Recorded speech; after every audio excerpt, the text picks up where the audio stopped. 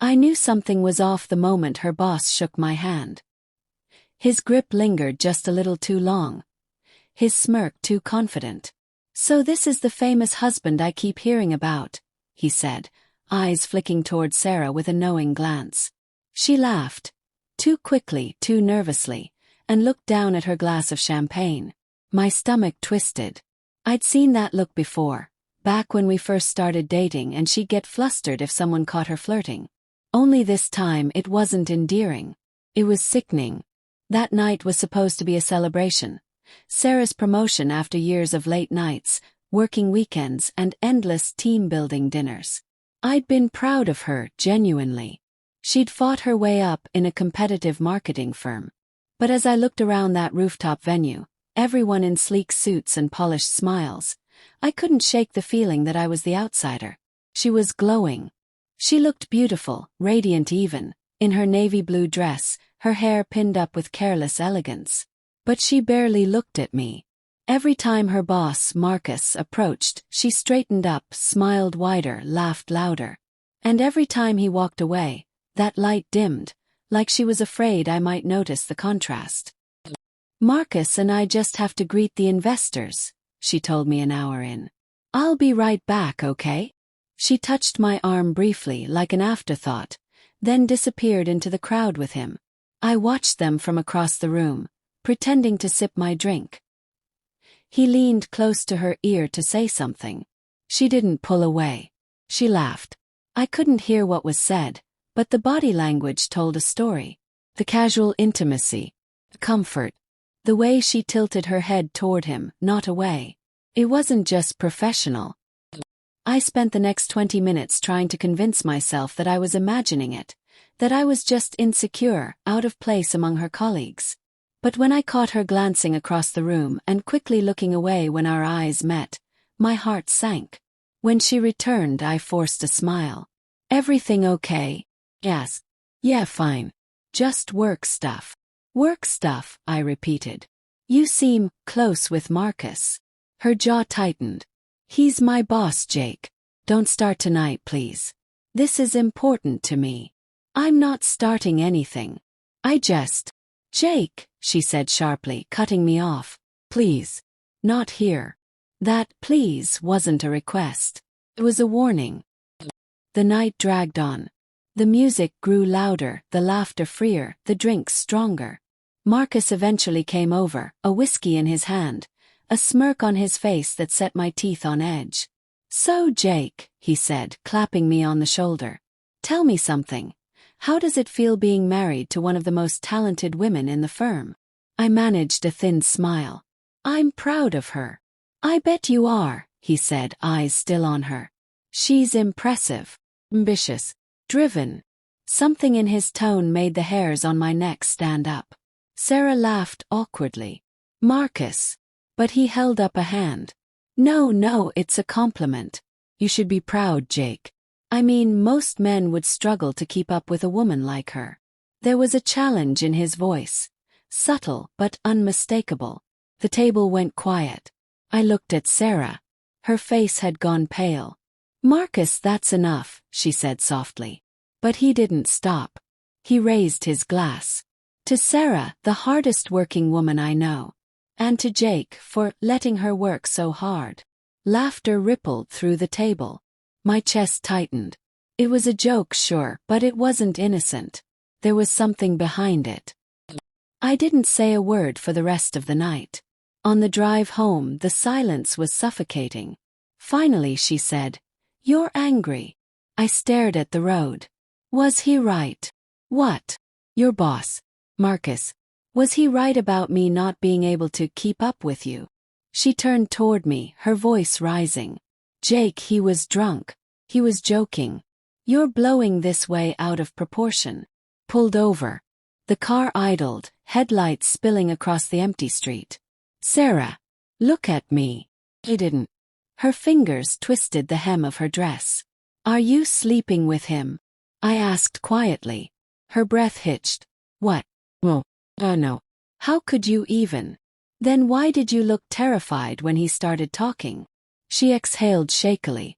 "Because I knew how it would sound, Jake. You always assume the worst. Do I? She met my eyes for the first time. There was guilt there, deep and flickering. The kind of guilt that no amount of denial can hide. Sarah, I whispered. Please don't lie to me.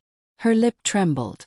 It only happened once, she said finally, voice cracking. It was a mistake. I swear. The world went silent. I don't remember driving home. I don't remember her crying beside me, begging me to say something. All I remember is walking into the house we built together, looking at the framed photos, vacations, anniversaries, the wedding, and feeling like I was staring at someone else's life. She followed me into the living room. Jake, please, I ended it. Meant nothing. It was after that conference in Chicago. I was drunk. Stop, I said. My voice didn't sound like mine. Stop talking. She covered her mouth with her hand and sobbed. I love you. It was just one night. I regretted it the second it happened. I swear to you, it didn't mean anything. Then why did you keep working with him? Because I had to. I couldn't just quit. That would have looked suspicious. I laughed, bitter and hollow. So you lied to me instead. She tried to reach for me, but I stepped back. Don't, I said. Her tears came harder. Please, Jake. I'm begging you. Don't throw us away for one mistake. One mistake. I looked at her, truly looked. The woman I thought I knew, the one I trusted more than anyone, was a stranger now. You destroyed everything, Sarah. Everything we built. For the next few days I barely spoke. I slept in the guest room. She sent me texts from across the house. Long paragraphs about how sorry she was, how she'd do anything to make it right. But every time I closed my eyes, I saw them together. Her hand on his chest. His voice in her ear. The worst part wasn't the image. It was knowing she'd come home to me afterward. That she'd kissed me goodnight after being in someone else's arms. I started checking things I'd never checked before.